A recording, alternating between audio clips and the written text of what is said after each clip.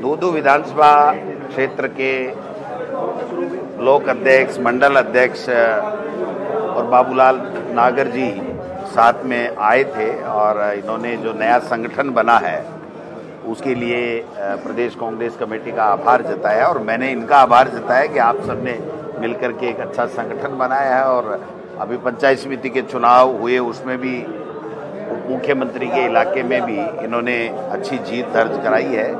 तो कार्यकर्ताओं में उत्साह था और जोश और उत्साह इनका था कि भाई हम लोग यहाँ आएँ और प्रदेश कांग्रेस कमेटी में अध्यक्ष से हम लोग मिले, तो मेरे से मिले हैं।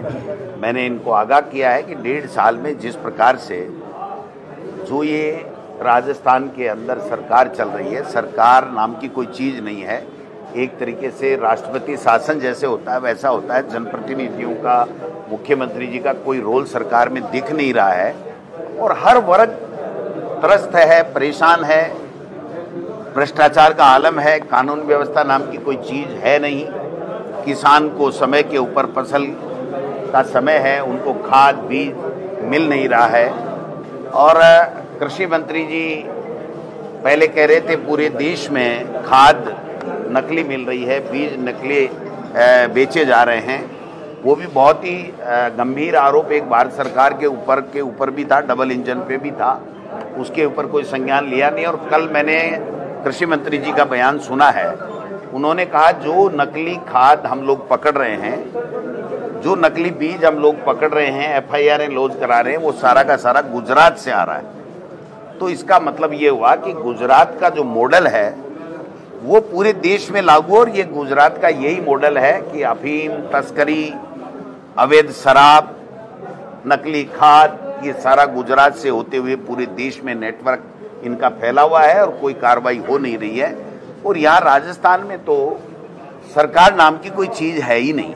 जब मुख्यमंत्री 1.5 साल से हर डिपार्टमेंट की समीक्षा कर रहे हैं, तो फिर इस समीक्षा में ये क्यों नहीं आया कि ये नकली खाद और नकली बीज बेचे जा रहे हैं और किसान को बर्बाद किया जा रहा है? ये बातें क्यों नहीं आई, मेरे समझ से परे है। कृषि मंत्री जी भी लेट जागे और 1.5 साल बाद में अगर ये कहना फसल के समय में कि मेरे यहाँ अफसर सब मिले हुए हैं और मुझे जाकर के, मंत्री को खुद को जाकर के अगर करना पड़ रहा है औचक निरीक्षण, तो ये भी हमारे सरकार के ऊपर एक प्रश्नवाचक चिन्ह लगता है। लेकिन इस सबसे बड़ी बात यह है कि किसान को सही असली खाद, असली बीज उचित रेट के ऊपर पर्याप्त मात्रा में कैसे मिले, ये सुनिश्चित कौन करेगा? इसके ऊपर न मंत्री का बयान आ रहा है, न मुख्यमंत्री का बयान आ रहा है। कहीं योग कर रहे हैं, कभी जो है वो देवदर्शन यात्रा कर रहे हैं, कभी कुछ कर रहे हैं, कभी दिल्ली की हाजिरी लगा रहे हैं, कभी गुजरात में जाकर के प्रशिक्षण ले रहे हैं कि कैसे नफरत फैलाई जाए। पूरा प्रदेश में बेहाल है और कानून व्यवस्था नाम की तो कोई चीज़ है ही नहीं यहाँ पर। तो मैं समझता हूँ कि ये सारी चीज़ें हम लोग देख रहे हैं। नगर निकाय और पंचायत राज के चुनाव ये लोग बात करा नहीं पा रहे हैं, जानबूझ के ये कह करके कि 1 स्टेट 1 इलेक्शन का हम मॉडल ला रहे हैं। ये मॉडल क्या गुजरात से आ रहा है? जब 73वां संविधान संशोधन के बाद में 5 साल में अनिवार्य रूप से चुनाव होना अनिवार्य है, तो पंचायती राज और नगर निकाय के चुनाव 5 साल बाद में भी क्यों नहीं हो रहे हैं? ये सवाल हम लोग सरकार से पूछ रहे हैं, लेकिन सरकार की तरफ से कोई जवाब नहीं आता है। अनर्गल बयानबाजी आती है, कभी मेरे ऊपर छींटाकशी आती है, कभी दूसरे कांग्रेस के नेताओं पे आती है।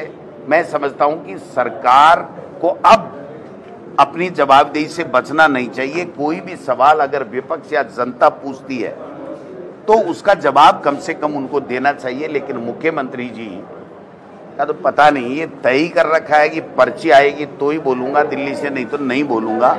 तो फिर जवाब कौन देगा इस पूरे मामले के अंदर? ये अभिषेक चौधरी को गिरफ्तार किया गया और नहीं, अभिषेक चौधरी को देखिए, जो मामला था, मैं समझता हूँ कि जिस प्रकार पुलिस ने इस मामले को जो तरीका अपनाया वो मैं उचित नहीं मानता हूं। कोई भी मामला हो, कोई भी अपराध हो, पुलिस को कार्रवाई करने का अधिकार है, लेकिन जो तरीका उन्होंने अपनाया वो वास्तव में गलत तरीका था। मैं समझता हूं कि कोई भी व्यक्ति को आंदोलन करने का अधिकार है, शांतिपूर्वक वो आंदोलन करे, ये उसके मूलभूत अधिकारों में है, उसको राइट मिला हुआ है। लेकिन दुर्भाग्य है इस सरकार में कोई जवाबदेही, ये सरकार चला कौन रहा है ये समझ से परे की बात। भाई साहब निर्मल